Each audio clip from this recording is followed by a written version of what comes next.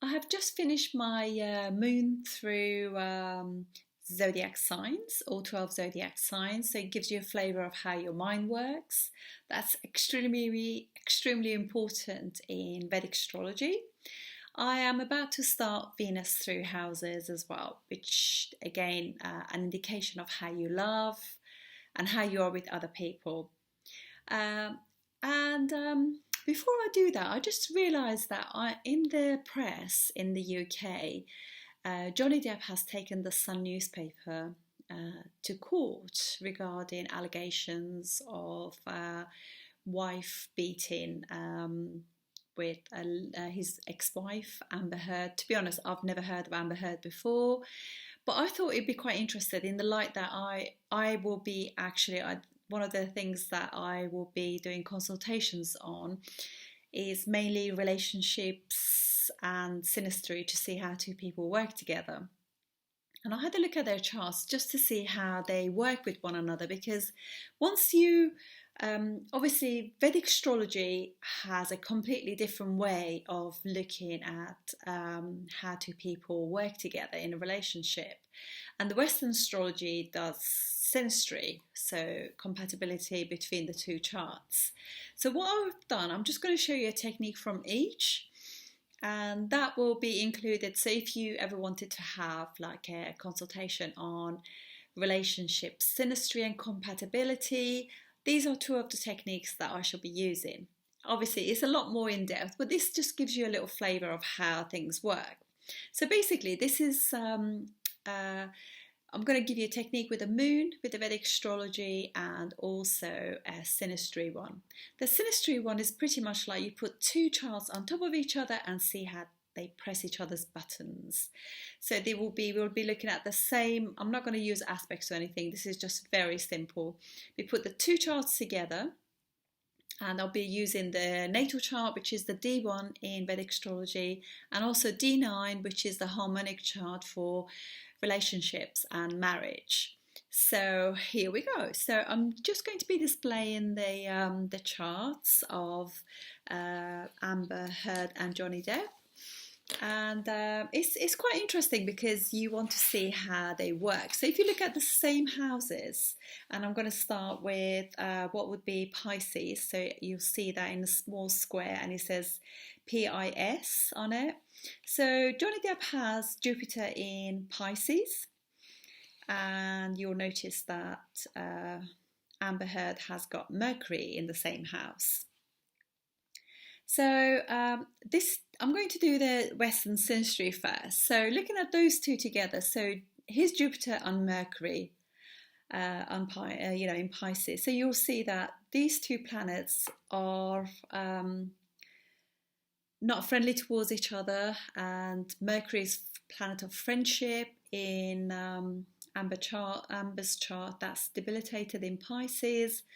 So little bit of an issue there. So and then we go on to the next house in Aries. Amber has got Sun and Rahu, and it just means that in this lifetime, it's not really for her. It's not really about relationships.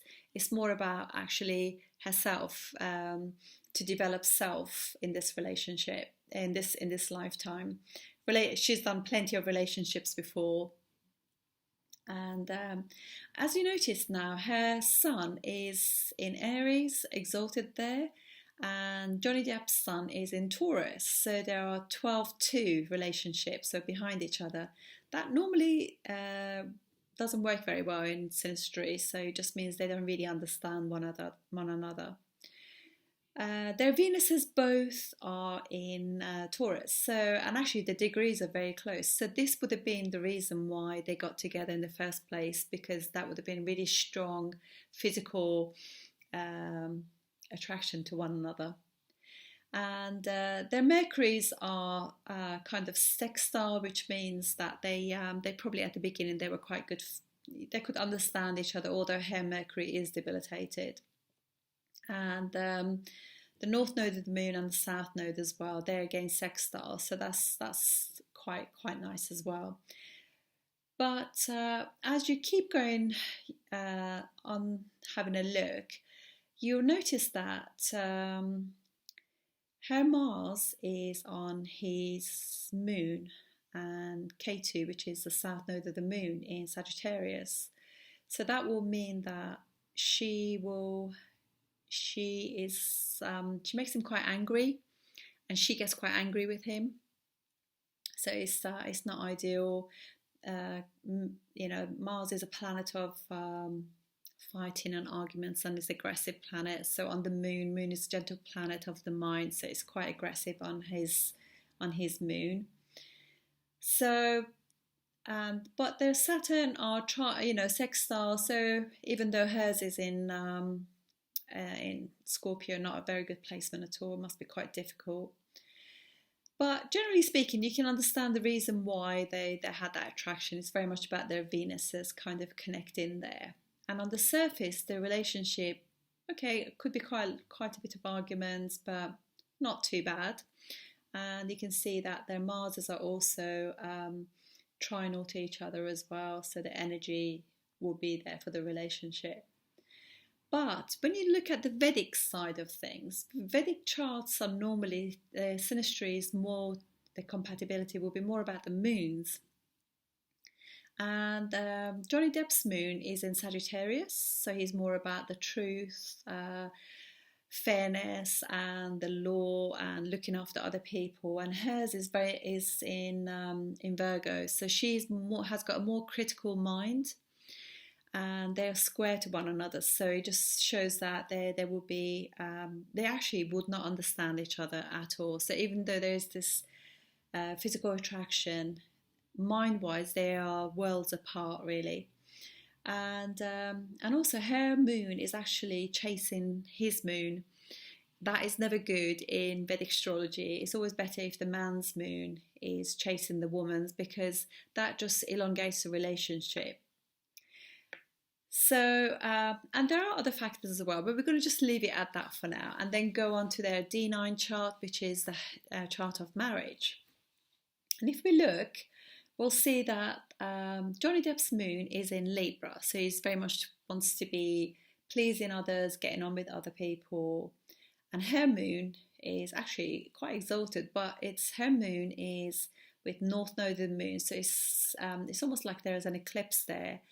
And it's being actually fully aspected by Saturn as well, so it's not a very healthy moon, despite the fact that it's exalted. But their moons are in 6 and 8 relationship to each other, so that just means that these two actually never see eye to eye.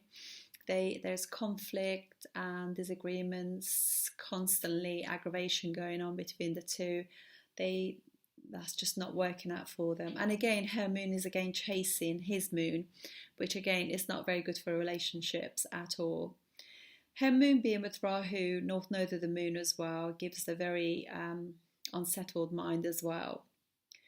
But both of them have got Venus in Capricorn. Venus in Capricorn is obviously gives them that attraction again, and also what it means is they both are pretty good people for long-term relationships. It's just that this relationship obviously has not worked for neither of them that well. And also, planet of energy, Mars is square. They're not in good condition really when it comes to synastry of each other. And so just these are just very, very few techniques, but generally speaking, you can just see that they just literally, mind-wise, they have nothing in common. So you can see that there would have been like disagreements. So it was a physical attraction, but unfortunately it didn't work out for them. So these are just very, very quick techniques. I hope you enjoyed it, and if you wanted to have a report done yourself, contact me on Facebook or YouTube. Thank you for watching the video, and I look forward to seeing you on the Venus through the Zodiac sign series that's coming up soon. Thank you.